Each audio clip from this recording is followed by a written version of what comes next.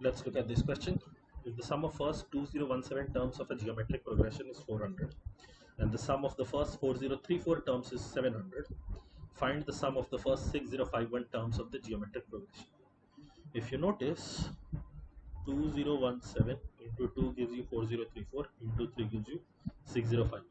So instead of taking first 2017 terms and 4034 terms and 605 terms, what I am doing is your first term is 400 and your sum of first two terms, if this is the first term, sum of first two terms, first and second term, this adds up to give you 700, which means your second term is 300 itself.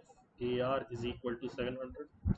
If AR is equal to 700, can you see R is equal to 3 by 4, and therefore your AR square or your third term will be equal to 3 by 4 of 300, which is equal to 225. Now all you have to do is add up these three terms to get to your answer. So you get 400 from here, 300 from here, 225 from here, adding up to a total of 925, which should be the final answer to this question.